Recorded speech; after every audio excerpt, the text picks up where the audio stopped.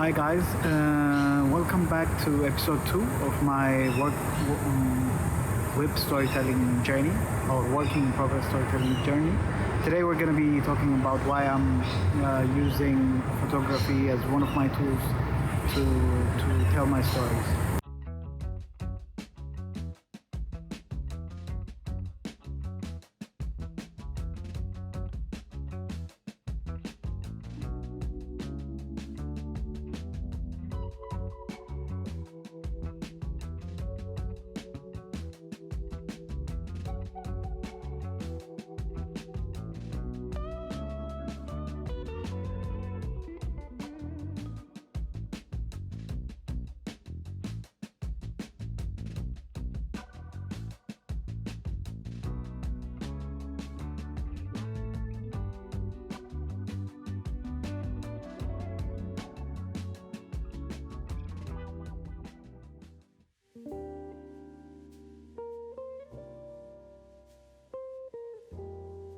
I've always been fascinated by photography ever since I got to look at my parents' albums. Normally, what happens is in our families and in families that I grew up in, families would have albums of all pictures of their weddings and stuff. Underneath their coffee tables, you get to see the different lives that my parents got to live, and there are frozen frames of times lost and times my parents lived their lives. And so those frames used to capture my imagination, and they would allow me to daydream and see how things were in their times. And it was a very interesting way to construct stories based on those single frames. I used to just sit down and peruse those albums and see how they lived.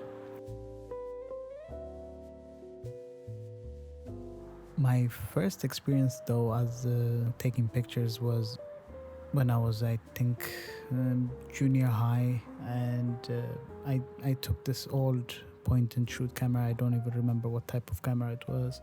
It was a film camera, and I think it's on my 9th or 10th grade. We used to have like end of year celebrations, and I took a bunch of pictures of my classmates and one of my favorite teachers. And I took the picture and just have the film wound down and put it somewhere. And the interesting fact is I didn't get to see the actual pictures until much later. It elicited the same memories that I felt when I looked at my parents' picture, where you take your picture and put it away and see it after a while, because it kind of jogs your memory and the way you felt at that time.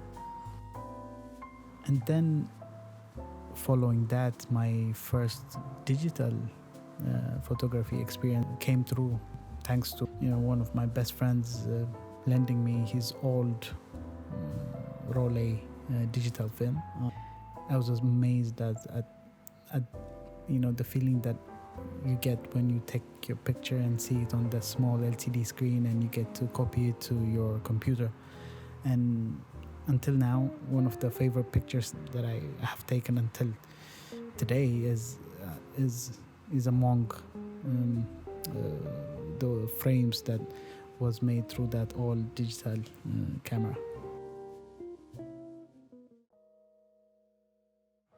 Photography has the power to change people's perspectives and see how other people can live and can taste the different cultures and different ways of seeing the same things. So my first photography experience, where I worked almost exclusively as a photographer, was when I worked for an NGO, and I got saddled with this my first DSLR at that time, the Nikon D90, I believe. My role basically entailed me going into different remote areas in Ethiopia and shooting people who had maybe participated or are beneficiaries of the different programs the organization I worked for did in their areas. Even though I have photographed as a hobby and or for some projects, this particular set of work taught me two things. The first thing that it taught me was how to talk to people and how to get into their space and have the privilege of taking their photographs. I also understood the importance of asking for consent and why the times that my role took that for granted. Ultimately, the people that got hurt were the people that I photographed. And taking pictures within those specific constraints and conditions more often than not pushed me to take photographs that lacked context. Since I worked in an environment that only wanted frames of success or impact, so normally my photography didn't necessarily tell the whole story. This was in stark contrast to what I thought photography was, because for me, for example, one of my earliest projects was I did a project called Addis Unleashed, which was a project with the main idea of photographing different areas and different facets of Addis Ababa, the capital of Ethiopia, and with the narrative that we don't get to judge, we just get to show the different sides of the city. What I wanted from that is I wanted people to really judge for themselves how the city was, instead of listening to news stories or narratives that may have their own perspective. I wanted to present, even to people living in the city, I wanted to present a series of pictures of the city and see how different people lived, what the experience was. My lack of commitment, because I was having a lot of work, and my inexperience floundered the project, and I haven't done a big project like that in a while. Thankfully, nowadays that thought and that philosophy is being carried by an amazing set of young, up-and-coming and established photographers showing different facets of the city.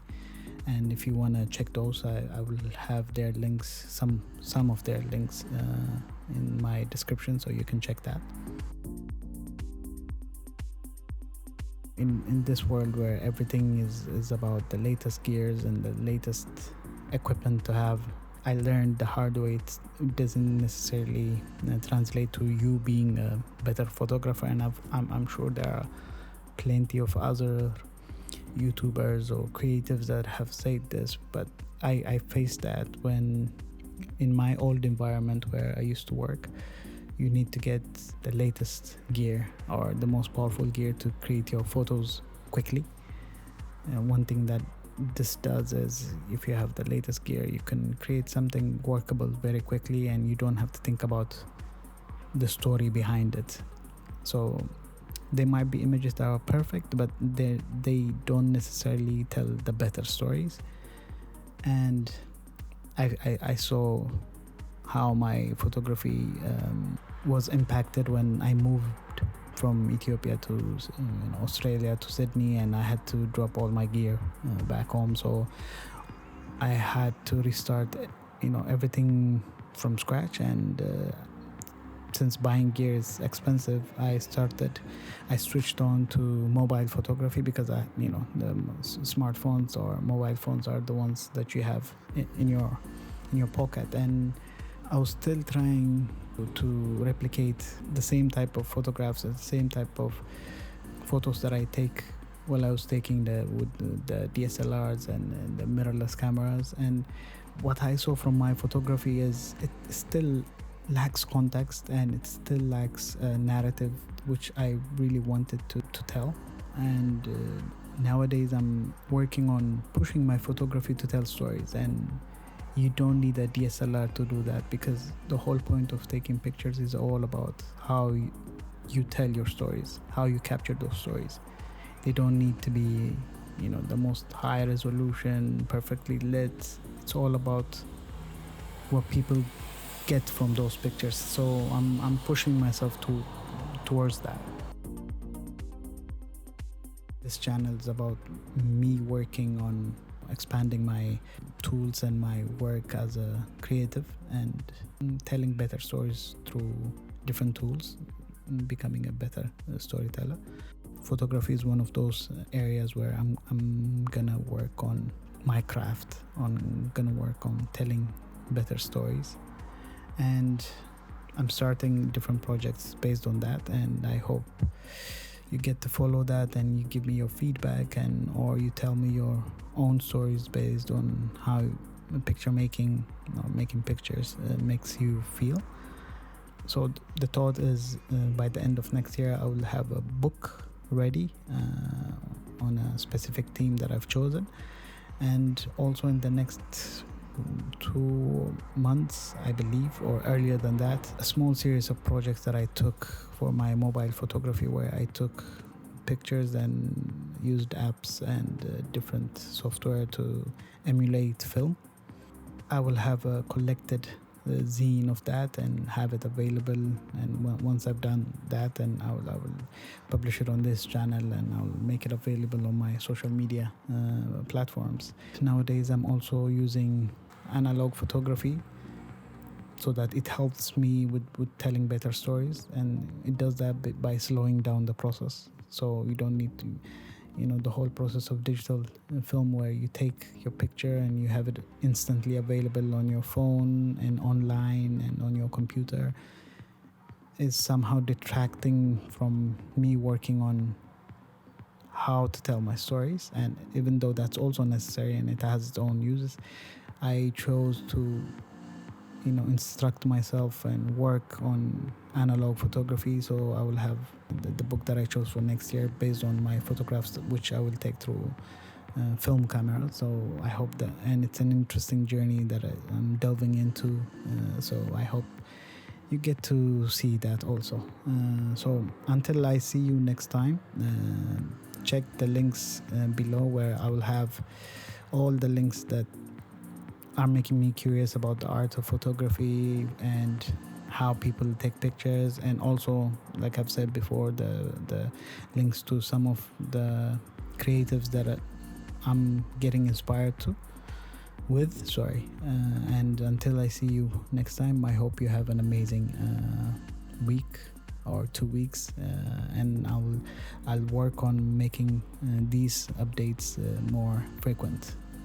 Until I see you next time, bye.